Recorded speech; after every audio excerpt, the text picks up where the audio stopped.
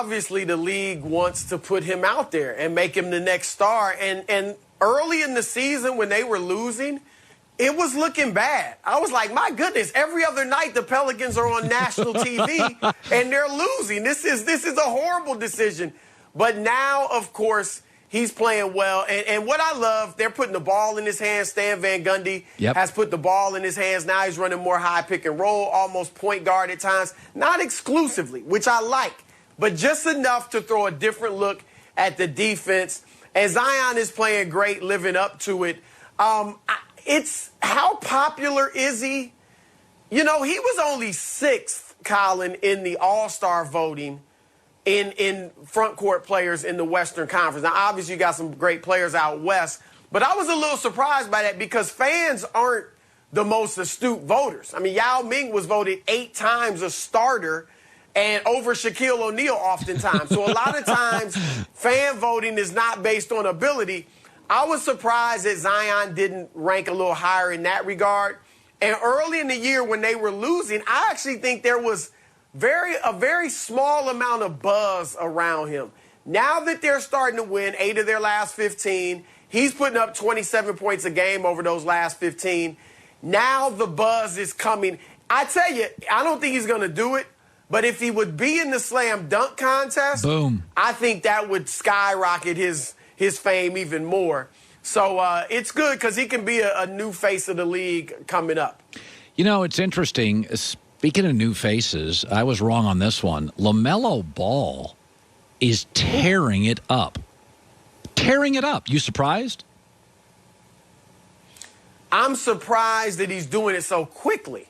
You know, everybody knew of his talent. I liked him a lot. I thought he obviously had everything Lonzo had, but more. He's more aggressive, more offensive-minded. He kept his dribble alive a lot longer than Lonzo, which I liked.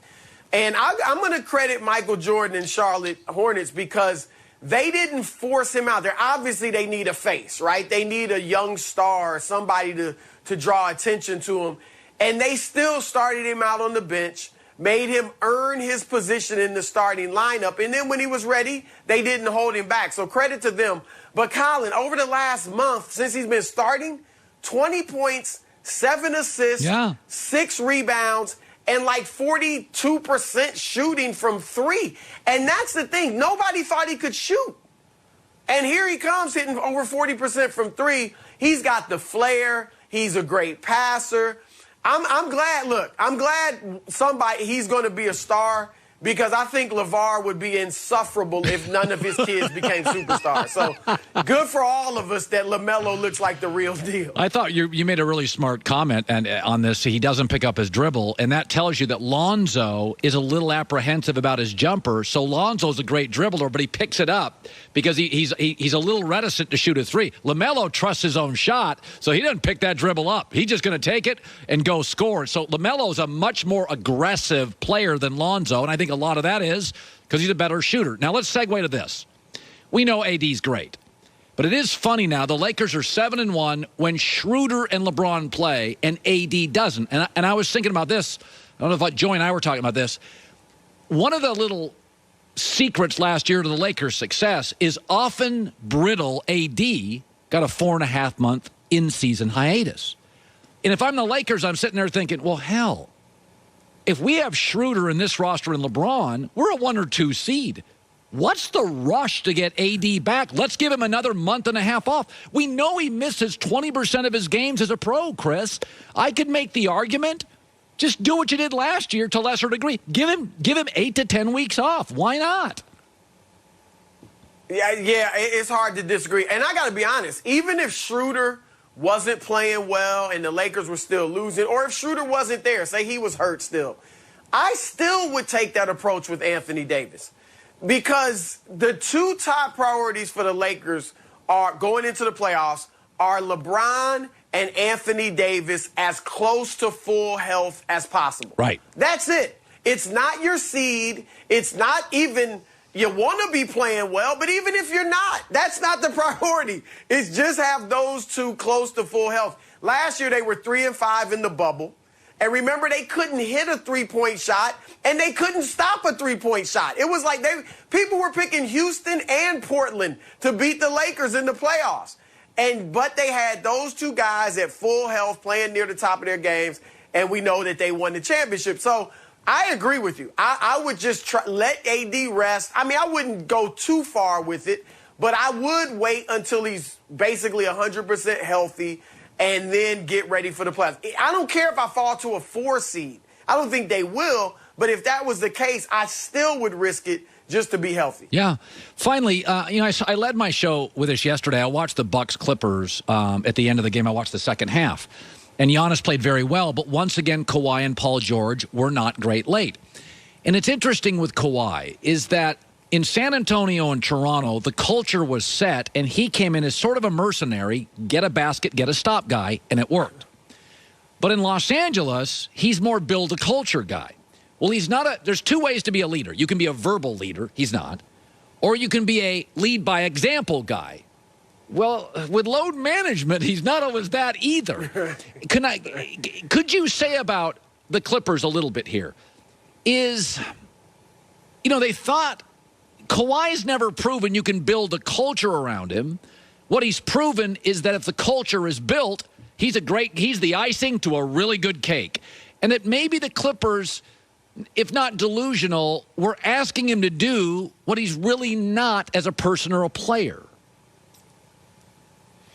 No, look, the evidence points to that. I mean, you remember San Antonio, they had the big three still. Tim Duncan, Manu Ginobili, Tony Parker. Kawhi averaged 12 points that regular season. Now, he was the MVP of the finals, but he wasn't a star by any stretch of the imagination. And you said it about Toronto, and let's face it, they don't win that championship. Certainly not if Kevin Durant's healthy.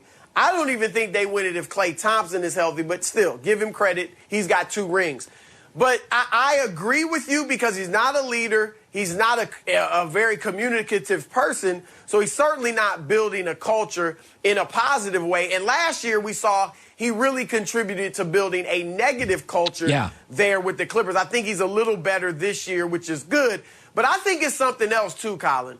There are levels to this. We know this, right? There are levels. And every time you reach one level, now the question becomes, okay, can you do it again? Like Luka has established himself as a superstar, right? Yep. But now the question is, okay, can you win? Can you go deep in the playoffs? And then after that, it'll be, can you win a championship? With Kawhi, I think the next level for him to get to is, can you win with the pressure of high expectations? Because San Antonio, he wasn't under any pressure. Toronto, he wasn't under any pressure because it was a one-year rental and nobody expected anything from the Raptors, all right? Now he comes to the Clippers, and now people are saying he's better than LeBron. He's got billboards all over the place. He's got his own shoe deal. It's his city, supposedly, right? And now the pressure of expectations are on him. Credit LeBron James. LeBron has played with these expectations 95% of his career, if not the entire career. It's different. All guys don't want those expectations of having to win a championship or lead your team to a championship. So I think that's the question, too, with Kawhi. Does he like these expectations? Because, Colin, he has been bad in the clutch these 2 years with the Clippers. We saw it Sunday against the Bucks. It's been that way all season, and it was that way last year against Denver in the playoffs. Good stuff. Chris Broussard, always appreciate it. Fox Sports NBA analyst. He and Rob Parker, the odd couple. Fox Sports Radio, iHeartRadio, every day, send it 7 to 10 Eastern. It's got a lot of stick. It's funny, and they're a great listen, and I appreciate you stopping by, Chris. All right, my man. Later. All right, we'll go to Dallas before the end of the hour, and Matt Mosley on the Jane Slater reporting Dak wants to be in the Patrick Mahomes neighborhood, and that is some neighborhood. Finding great candidates to hire can be like trying to find the proverbial needle in a haystack.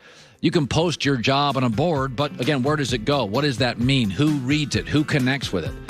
Try ZipRecruiter for free at ZipRecruiter.com/herd. They do the work for you. You post a job on ZipRecruiter, it gets sent to over 100 top job sites within a single click. Then their matching technology finds people with the right skills and experience for your job and actively invites them to apply. So you get a qualified candidate fast. So while other services may overwhelm you with applications to sift through, ZipRecruiter finds what you're looking for immediately, the needle in the haystack.